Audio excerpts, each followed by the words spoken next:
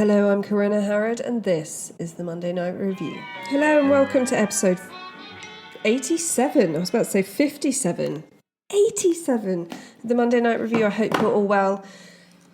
I'm having a chaotic day here, but it's not really chaotic. It was -7 this morning, and Southerners are just not built for that. I'm going to hold my hands up and say, despite the fact that my mother did one of those ancestry things, and it turns out that we're basically way more Yorkshire and a little bit Norway, not really any Wales at all, dashing our years of Welsh confusion. I'm not built for this. -7 is cold. Shout out to all the parents who heat the house when their little darlings are home and don't heat it when the little darlings are at school. It's cold. I bought some floating plantweed for my fish tank. Never been happier. They are thrilled. I think they're probably going to eat it all. It's going to be the most expensive supper they've ever had, but I don't mind. Also, went to pick my son up from a play date on Friday. Came home with 2 geckos. So that's a highlight of my life. Not a highlight of my husband's. We've already thought about the geckos. They're not his favourite thing I've ever brought into the house. But that I used to be able to say that about the ducks, and now he's pretty much the ducks' biggest fan. So there's hope for the lizards as of yet. I hope everyone's well. We're doing something spooky today because I have been researching a true crime story, and I'm aware that some people, true crime's okay, but they're here for the haunting. And if that's the case, please send me in your favourite haunted house, spooky, personal haunting story. I really love to hear from you. You can email me, themondaynightrevue@gmail.com. Or you can message me on social media. I had some fantastic recommendations via Instagram recently. So please, I love to hear from you. I've also got both designs for t-shirts ready to go. I just need to mentally do the admin of uploading them. So Patreons, hold on to your hats. You are going to get the option to order t-shirts and get a discount. That will be coming as soon as I get myself organised. Who knows when that will be? So today we're going to talk about haunted prisons. I'm going to call this part 1. If you're American, you might call it a penitentiary. We call it prison. So there. Prisons have a long and dark history. I'm pretty fascinated with them, I have to say. Every time I see a mention of a prison, I'm like, ooh.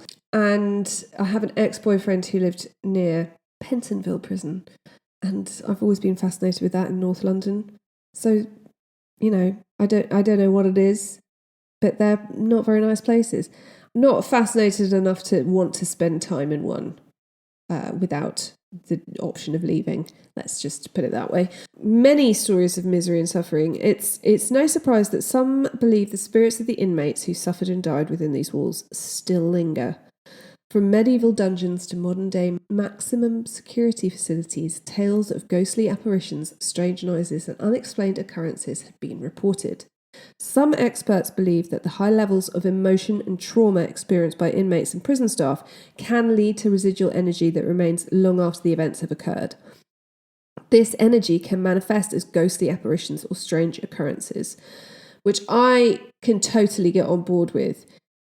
There's certain places that you get a feeling from, and even if you don't believe in ghosts, you've got to have thought there are certain places where you just, I think if there's been human suffering, then humans can pick up on it. Others argue that the brain can play tricks on us, especially in places with a high level of negative energy, and people may imagine or misinterpret things that aren't really there. So the first place we're going to go to actually was recommended to me by someone on Instagram when I did a question, where's the scary place? And West Virginia Penitentiary, also known as Moundsville Penitentiary, came up. So I was having a look. I sometimes wonder if I ever get to go to these places. I've driven through a bit of Virginia to get to the airport, whether, people will be like, what do you want to see? And I'll just be going on a visit of loads of prisons. So yeah, Moundsville Penitentiary, built in 1866, it operated for over 130 years before it was closed in 1995, and it's known for its brutal conditions and high number of executions that took place there. The prison was designed to hold up to 1,200 inmates, but at its peak, it held over 2,000. One of the most notable features of the prison is the torture chamber, a small room where inmates were punished for infractions. The room was equipped with a variety of instruments of torture, including a thumb screw, which was used to crush the fingers of prisoners. Another notorious aspect of the prison was the use of the hole, a small dark cell where prisoners were kept in solitary confinement for extended periods of time. Many inmates suffered mental and physical deterioration as a result of their time in the hole. And this, pretty much across the board and in most countries. Obviously, I don't have a comprehensive knowledge of all prisons in all countries, but solitary confinement is a really cheap, easy, and horrible way to torture a human being. So in most prisons, you will have stories of the equivalent of the hole. The West Virginia Penitentiary also had a number of notable inmates. Among them were James Beau Gritz, a Vietnam War veteran and leader of the Patriot movement, and James Whitey Bulger, a notorious Boston crime boss. The prison was also the site of several riots and escapes throughout history. In 1986, a riot broke out that resulted in the deaths of 2 inmates and dozens more were injured. These cells are tiny. Off the top of my head, they are something like 7 foot by, really tiny, 7 foot by 5 foot. And quite often they would have 2 inmates on bunks, one on top and one on the bottom, and then one on a mattress on the floor, which would literally be the only remaining floor space in the cell in front of the communal loo. Just, ugh. The West Virginia Penitentiary was finally closed in 1995 due to concerns about its outdated facilities and the high cost of maintaining it. Today, the prison is open to the public as a tourist attraction where visitors can take tours and learn more about its history. It's no surprise that the prison is said to be haunted by the spirits of its former inmates and guards, and hauntings have been reported as early as the 1930s. During this time, an inmate was often seen walking along the maintenance area where prisoners were not allowed. And so guards would call out, would set off alarms, but they would never find anyone there, and no inmates were unaccounted for at the time. Visitors and those who work there report seeing glimpses of people out of the corner of their eyes, smelling bad odours, being pushed and shoved, and hearing doors slam from empty areas. One of the most reported ghost sightings at the prison is that of a man in a black hood. Some refer to him as the Shadow Man, and this hood is said to be the same one as was worn by prisoners during their execution by hanging.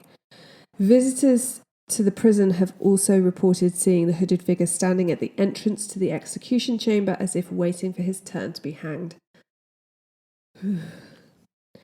The North Hall is where the prison's worst offenders were placed, not for the crimes they committed outside, but for their violent behaviour on the inside. Though they were locked down in their cells for 23 hours a day, 2 murders still occurred here. One was a biker named Danny, who was stabbed in the eye by another inmate and hemorrhaged to death. The other was William Red Snyder, who was convicted of murdering his parents and dismembering their corpses. Red was disliked by many inmates and involved in several fights, but he was eventually attacked in front of his cell and fatally stabbed 37 times. The hall has been the site of many strange events, including photographic anomalies, equipment malfunctions, the sound of cell doors banging when there's no one there, and many have reported feeling really uncomfortable in there. And Red Snyder's cell is said to be particularly haunted. As you can imagine, loads and loads and loads of paranormal investigators have been there. So if you want to have a look, you can go on YouTube and see it all. I am a real sucker for watching paranormal programs. I love them. It all stemmed from when I was pregnant with my first child, and my brain was sucked into my womb, and literally all I could watch was paranormal programs and 70s and 80s Goldie Hawn movies. for 9 months, and then about 9 months after he was born.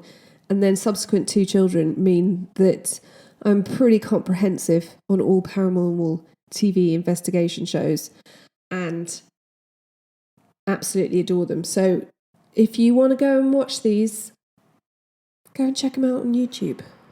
There's been a lot of visitors. And one thing you'll know is when a camera with a full battery is taken into a haunted area and the battery is drained. What does it mean?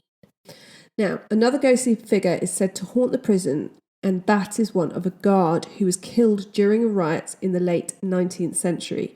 Visitors have reported hearing his footsteps echoing through the prison as well as the jingling of his keys. Now, we know that the riot that took place when did it take place? 1986. No, they took hostages, but no hostages were killed. 2 inmates were killed. I will say, throughout my research on haunted prisons, there seems to be a lot of factual inaccuracies. Let's put it that way. Unsurprisingly, the torture chamber is also said to be haunted. Visitors have reported feeling uneasy and even physically ill when they're in the room, as if they were experiencing the same pain and suffering as the prisoners did. I wonder if you're an incredibly empathetic person, then the thought of being somewhere where so much suffering has been inflicted can actually make you feel sick. I speak as someone whose anxiety manifests itself in emetophobia, and I can make myself feel sick at the drop of a hat. If someone in Australia says on their Instagram story that they have a sick bug, I guarantee you I will be convinced that I have their sick bug. So that kind of thing, I'm always like, if you're standing somewhere where you know terrible things have happened to other human beings, maybe you feel physically sick because people are awful. In the whole, visitors have reported feeling a sense of claustrophobia and despair while in the cell, as if they're experiencing the same isolation and despair that the prisoners did. Downstairs in the basement is the old recreation room called the Sugar Shack by prisoners, where illegal gambling, drug deals, rape, fighting and murder took place. Today, visitors report hearing unseen people arguing, talking and whispering, while others have heard unexplained noises and felt cold spots within the room. And it's not just the Sugar Shack, but the whole basement area is said to be haunted by a maintenance man who once worked in the prison. He often spied on the prisoners and was quick to report any news or infraction to the guards, and in retaliation he was stabbed several times with shivs when he was in the bathroom. After his death, this ghost was said to wander around the basement area, and some people have reported equipment malfunctions which they put down to him. The North Wagon Gate is the prison's oldest structure and once held the execution gallows, where a man named Orville Adkins was hanged in 1938 for kidnapping a minister who was eventually found dead. Visitors say the area exudes an evil feeling and they feel as if they're being watched. Mysterious sounds and voices have been captured on EVPs. Many people believe that Orville Adkins haunts this area, having suffered a botched execution.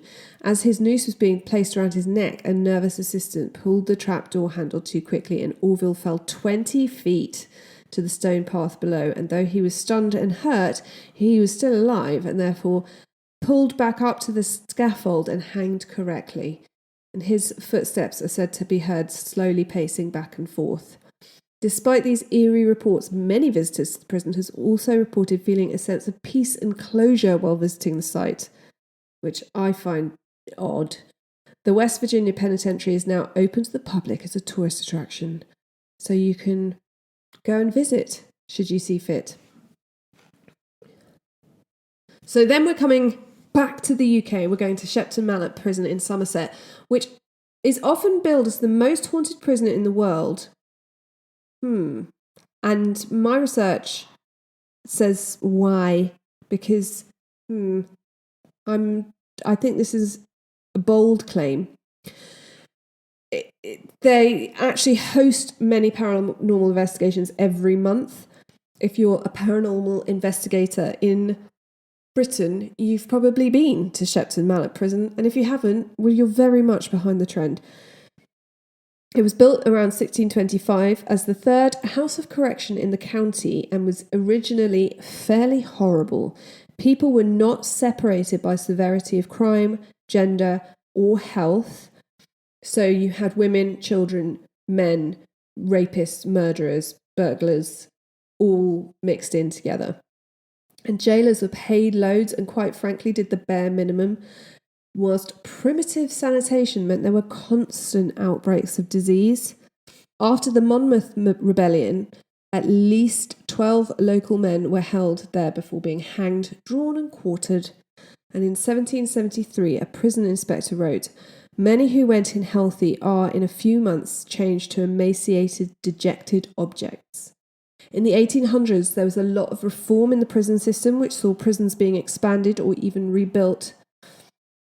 And as the number of offences holding the death penalty was reduced, hard labour such as oakum picking, which is the unthreading of old ropes into individual strands to be sold back to sailors as wadding, the crank, the pointless turning of a crank at a certain number of turns per minute, and the tread wheel, which was a long wooden cylinder with metal framing. It was basically like an everlasting suitcase for prison, a staircase for prisoners to walk up, were introduced, and the tread wheel building at Shepton Mallet Prison is still there today.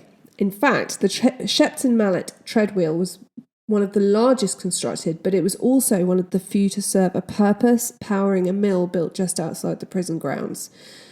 Basically, on a tread wheel, as you took your next step, the step below you sort of disappeared, so you had to keep walking so you didn't fall and get crushed, basically. And it was just, Cubitt, who invented it, thought that too many prisoners were just lolling around on the floor, having a relaxing time. The prison population started to decline in the early 1900s. The last woman left in 1918, and by 1930, the population was around 50 male prisoners. Due to the size of the population and the deterioration of the site, the decision was taken to close the prison in 1930. During World War II, it was used as a military prison. Then it was taken over by the US Army in 1942. And at one time, between 1942 to 45, over 700 US servicemen were incarcerated there. 16 US servicemen were also hanged, and a further 2 executed by firing squad during these years. After the war, it returned to the UK military, at one time housing infamous gangsters Ronnie and Reggie Kray when they deserted from the army, and in 1966 it reverted to a civilian prison. In 2001, it became a male lifers Category C prison. Category C is for those who can't be trusted in an open prison. They're kind of bad offenders, but they're unlikely to try and escape or cause a lot of problems. Anyway, the prison was finally decommissioned on the 28th of March 2013 in a ceremony held on the exercise yard, attended by officers and staff, past and present, and lots of other people, probably not the inmates.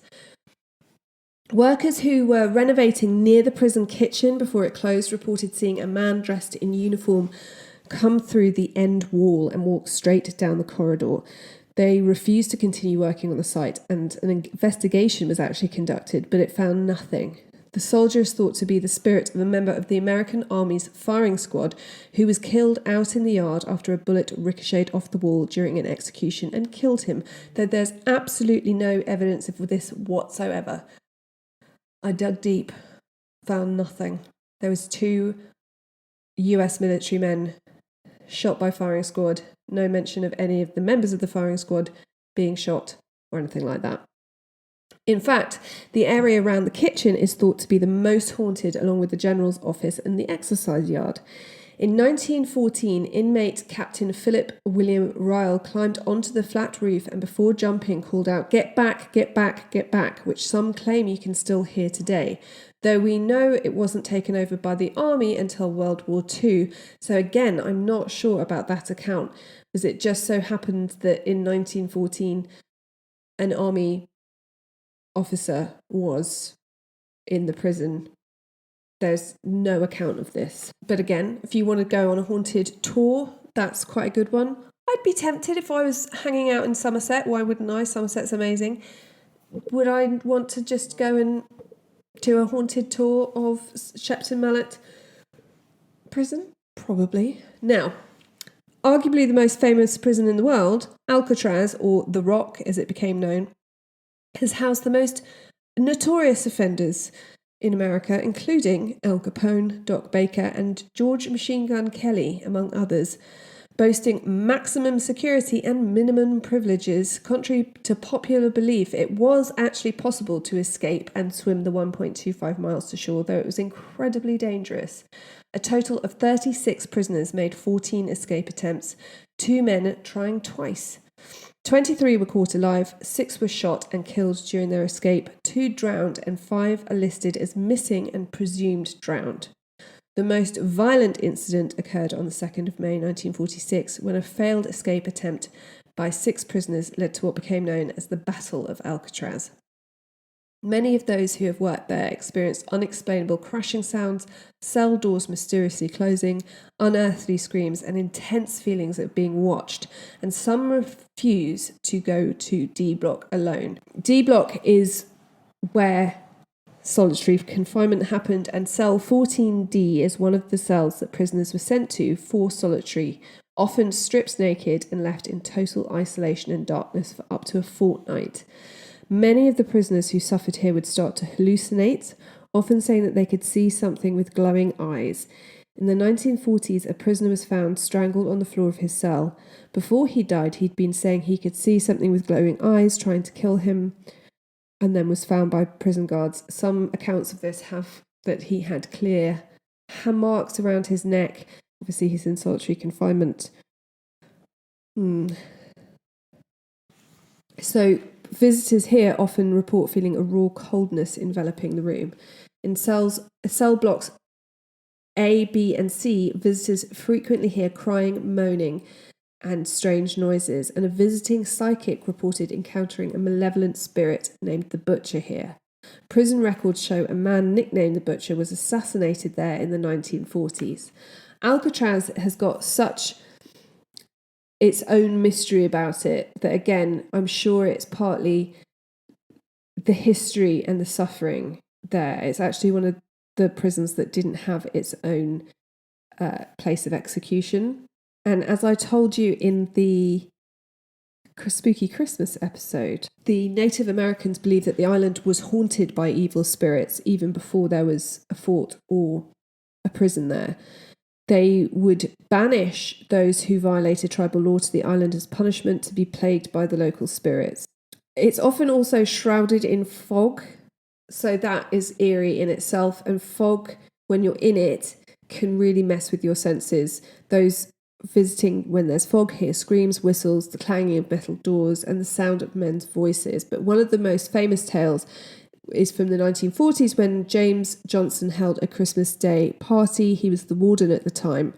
And so residents and staff who were having to work at the prison over Christmas went and had a party on Christmas Day. And the good cheer is said to have been brought to a swift halt when an apparition of a ghostly man who suddenly appeared before them wearing a grey suit, brimmed cap, and sporting mutton chop sideburns, some of my favourite form of sideburn. After the startled guards stared at the apparition, the temperature in the room plummeted and the fire blew out before returning to normal when the spirit disappeared about a minute later, and the guards were too scared to stay in the residence, and they spent the rest of Christmas not celebrating but being thoroughly terrified. And that is part 1 of the haunted prisons. I hope you enjoyed this episode. I'd love to know any spooky stories that you have to share. I often keep them for mini-sodes because they can be quite short because I'm sceptical and I do a bit of debunking, but I want to hear from you. So I also want to hear any gecko tips. They look to me like they're sort of European house geckos. They're teeny tiny. There's an egg in there. I don't know what's going on with the egg. So yeah, gecko tips. I will speak to you next time. You can come and find us on Patreon, which is Patreon/The Monday Night Review.